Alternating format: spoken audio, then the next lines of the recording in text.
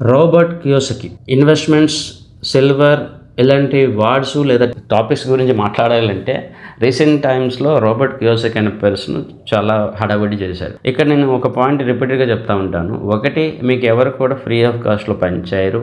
రెండు, అనాలిసిస్ అంటే ఏదో స్టేట్మెంట్ పాస్ చేసి వెళ్ళిపోవడం కాదు. ప్రతి సందర్భంలో ప్రతి ఈవెంట్లో దానికి మీరు అనుగుణంగా ఉండాలి. ప్రతి ట్రెండ్ని చెప్తా ఉండాలి.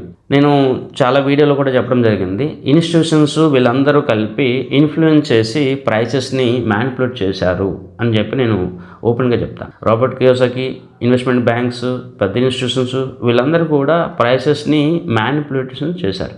నిజంగా వీళ్ళు అనలిస్టులు అయితే, నిజంగా వీళ్ళకి అన్నీ తెలిస్తే 29th జనవరి రోజు మార్కెట్లో ఎగ్జిట్ కాల్ ఇవ్వాలి కదా, ఇన్వెస్టర్స్కి అమ్ముకోమని చెప్పాలి కదా, వాళ్ళకి ఎక్కువ మొత్తంలో ప్రాఫిట్ వచ్చేటట్టుగా ప్రయత్నం చేయాలి కదా. ఇంకా విడ్డూరం ఏంటంటే ఇంత పెద్ద ఇన్వెస్ట్ అయ్యి కూడా ఈయన సిల్వర్లో ఎగ్జిట్ కాల్ తీసుకోలేదు. దాదాపు 30% పైన కరెక్షన్ వచ్చింది. అంటే ఒక 100 కోట్ల రూపాయలకి 30 కోట్ల రూపాయలు లాస్. మరి అనలిస్ట్ అనేటప్పుడు ప్రతి సందర్భంలో వెల్త్ క్రియేషన్ చేయాలి కదా. నేను అదే చెప్తా ఉంటాను. మార్కెట్ బాగున్నప్పుడు ప్రతి ఒక్క వ్యక్తి కామెంట్ చేస్తాడు. ఏదైనా ప్రోడక్ట్ని బై చేసుకోమని చెప్పొచ్చు, అది ఆటోమేటిక్గా పెరిగితే పెరిగిందని కామెంట్ చేయొచ్చు. కానీ ప్రతి ట్రెండ్లో, రివర్స్ ట్రెండ్లో ఎగ్జిట్ కాల్ ఇవ్వడము అది చాలా చాలా ఇంపార్టెంట్. అనలిస్ట్ జాబ్ వేరు, కామెంట్ చేసి మ్యానిపులేషన్ చేయడం వేరు. ఇక్కడ నేను ఎవరికి వ్యతిరేకంగా మాట్లాడాలని అనుకోవట్లేదు, కానీ ఇది వాస్తవం. వీళ్ళెవరు కూడా అనలిస్టులు కాదు, వీళ్ళు కేవలం మ్యానిపులేటర్స్ మాత్రమే.